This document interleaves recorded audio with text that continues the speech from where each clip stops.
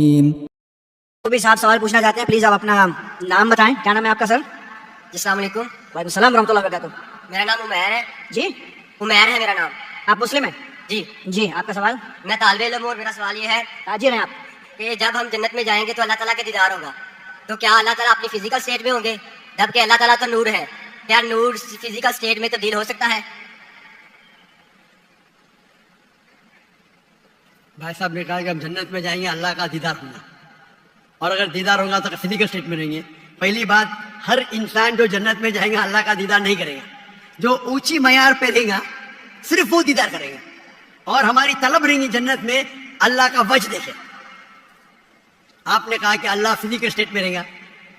قرآن کی یوم القیامت عیانن، ان کے اس جملے میں ڈاکٹر ذاکر نائک کی دونوں باتوں کا رد ہے کہ کہتے ہیں کہ اس میں کسی کا شک اور اختلاف نہیں ہے کہ سارے مومنین، جمیع المؤمنین، سارے علامہ ابن تیمیہ نے بھی یہ کہا جمیع المؤمنین، یا اس قول کو میں پیش نہیں کر پاؤں گا، ٹائم بہت زیادہ ہو گیا. سارے مومنین کو، یہ ابھی جو آیت میں نے پڑھی تھی شروع میں، یہ تو ایک آیت وجوہ یومئذ ناظرہ ہو گیا، ایک آیت سورہ مطففین کی ہے کلا انہم عن ربہم یومئذ لمحجوبون، کہ وہ لوگ قیامت کے دن، یہ کافروں کے بارے میں اللہ نے کہا کہ قیامت کے دن کفار اپنے پروردگار سے محجوب ہوں گے، حجاب سے محجوب، آڑ میں ہوں گے، بیچ میں رکاوٹ ہوگی، دیکھ نہیں پائیں گے.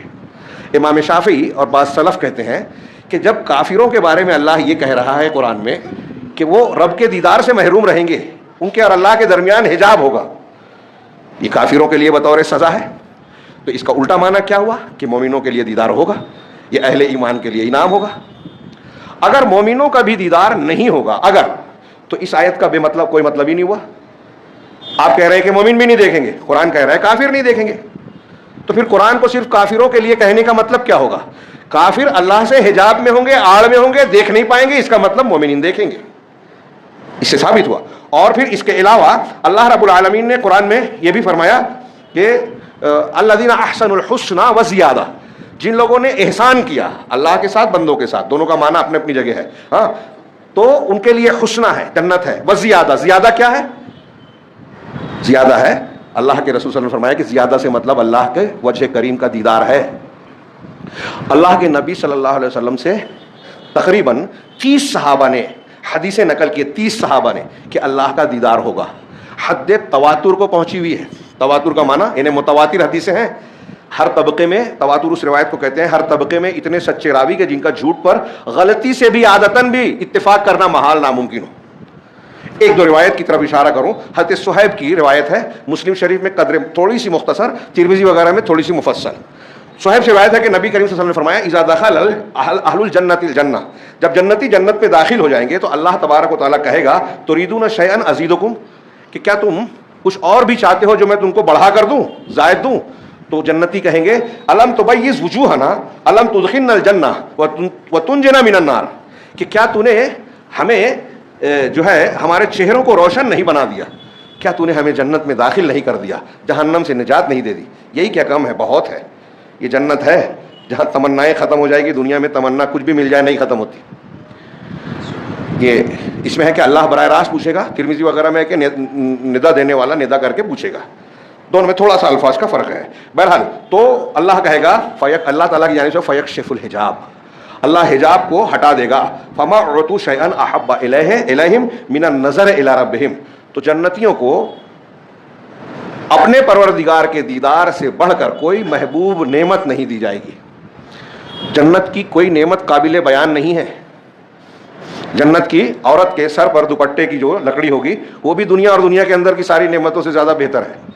لیکن خود جنتیوں کے لیے جنت کی ساری نعمتوں سے زیادہ افضل اللہ کا دیدار ہوگا.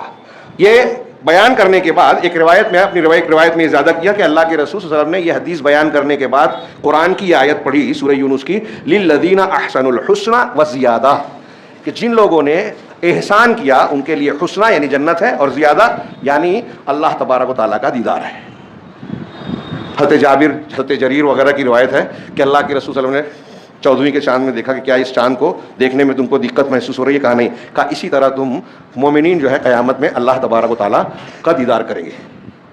آگے کا ایک جملہ کہ سلف کا اجماع مومنین کے قیامت کے دن روایت کرنے دیدار کرنے کے سلسلے میں، تو علماء میں سے متعدد علماء نے اسے نقل کیا ہے کہ سلف کا اس بات پر اجماع ہے.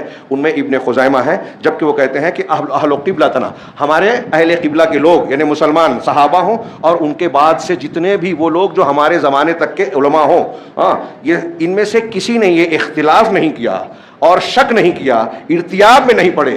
جملہ سنیے کہ وَلَمْ يَشُكُّوا وَلَمْ يَرْتَابُوا أَنَّ جَمِيعَ الْمُؤْمِنِينَ يَرَوْنَ خَالِقَهُمْ يَوْمَ الْقِيَامَةِ عَيَانًا. ان کے اس جملے میں ڈاکٹر ذاکر نائک کی دونوں باتوں کا رد ہے کہ کہتے ہیں کہ اس میں کسی کا شک اور اختلاف نہیں ہے کہ سارے مومنین، جمیع المؤمنین، سارے مومنین. علامہ ابن تیمیہ نے بھی یہ کہا جمیع المؤمنین. یا اس قول کو میں پیش نہیں کر پاؤں گا، ٹائم بہت زیادہ ہو گیا. سارے مومنین اللہ تبارک و تعالیٰ کا دیدار کریں گے قیامت کے دن عیاناً، کھلی آنکھ سے. اب اس کی کیفیت کیا ہوگی ہم نہیں جانتے، اور اللہ کا احاطہ بھی نہیں ہوگا. ابن زمینین کہتے ہیں کہ اہل سنت میں سارے لوگوں کا یہ عقیدہ ہے کہ مومنین اپنے پروردگار کو آخرت میں دیکھیں گے، اور کفار اور مشرکین اس سے حجاب میں ہوں گے، نہیں دیکھ پائیں گے. پھر وہی دلیل نقل کی. ابو القاسم اصفہانی کہتے ہیں کہ اہل سنت کا یہ مذہب ہے کہ اللہ تبارک و تعالیٰ اپنے اولیاء یعنی مومنین کو رویت کے شرف سے مشرف کرے گا. وہ اپنی آنکھوں سے جیسے اللہ چاہے گا دیکھیں گے. یہ اللہ کی طرف سے فضل، مہربانی اور اس کا احسان ہوگا. اس کی اور بھی دلیلیں بیان کی ہیں جس میں یہ صاف صاف بیان کیا گیا کہ اللہ رب العالمین کا دیدار اہل سنت والجماعت کے اصول، دین کے اصولوں میں سے ایک اہم ترین مسئلہ ہے، اور اسے غیر ضروری نہ سمجھیں. آپ میں سے کوئی بہت سے لوگ شاید کہیں گے کہ اتنا وقت لے لیا. یہ وقت زیادہ لیا. یہ مسئلہ بہت اہمیت کا حامل ہے. اس کی اہمیت سمجھیں، اور ان عقائد میں پھر سے جملہ دھیان میں رکھیے، نہ ہو تو قرآن حدیث پڑھیے، علماء سے پوچھیے. ان عقائد میں اگر آپ کا یا کسی کا انحراف ہے تو اس کا ایمان ہی صحیح نہیں ہے. اس کی نماز اور روزے کا کیا حال ہوگا واللہ عالم. اور ان کو غیر اہم سمجھ کر جو لوگوں نے دنیا داری کو اختیار کر رکھا ہے، کچھ چیزوں کو سمجھتے ہیں کہ ہم بہت دیندار ہیں، تو یاد رکھیے کہ یہی سبب ہے ان چیزوں میں جو انحرافات ہم نے اختیار کر رکھا ہے. کہیں غزہ میں مارے جا رہے ہیں، کہیں بہرائچ میں فساد ہو رہا ہے، کوئی سننے والا نہیں ہے. ابھی تازہ خبر ہے کہ انکاؤنٹر کر دیا گیا 2 لوگوں کا، یا جو بھی معاملہ ہوا ہو. یہ مستقل زخم لگ رہے ہیں، لیکن اس زخم کا جو علاج قرآن حدیث نے بتایا ہے کہ ہمیں توحید اختیار کرنا چاہیے، سنت کی اتباع کرنا چاہیے، اصل دین کو اختیار کرنا چاہیے، دین سے قربت اختیار کرنا چاہیے. ہم اصلاح معاشرہ اور دین کی باتیں بہت کرتے ہیں، فضائل پہ محنت کرتے ہیں، عقائد پر نہیں کرتے. یہ زندگی بھر یہ پات پتے اور شاخ توڑتے رہیں گے، کبھی اصلاح نہیں ہوگی. جڑ پر وار کرنا پڑے گا جیسے نبی کریم صلی اللہ علیہ وسلم نے کیا. عقیدے کی اصلاح کیجیے. یہ جن امور کو ہم غیر اہم سمجھتے ہیں یہی سب سے اہم ہے. اللہ رب العالمین سے دعا ہے کہ وہ ہمیں دین کی بنیادوں کو درست کر کے پورے دین کو درست کرنے کی توفیق عطا فرمائیں، اور اس کی برکت سے دنیا کے فتنوں اور ہر قسم کے عذاب سے اللہ ہمیں محفوظ رکھے، اور آخرت میں بھی اپنے عذاب سے محفوظ رکھے. اقول قولی ھذا واستغفر اللہ لکم سائر المسلمین وصلی اللہ علی نبینا محمد. بارک اللہ لنا ولکم فی القرآن المجید ونفعنا وإیاکم بالآیات والذکر الحکیم انہ تعالی جواد کریم ملک بر رحیم.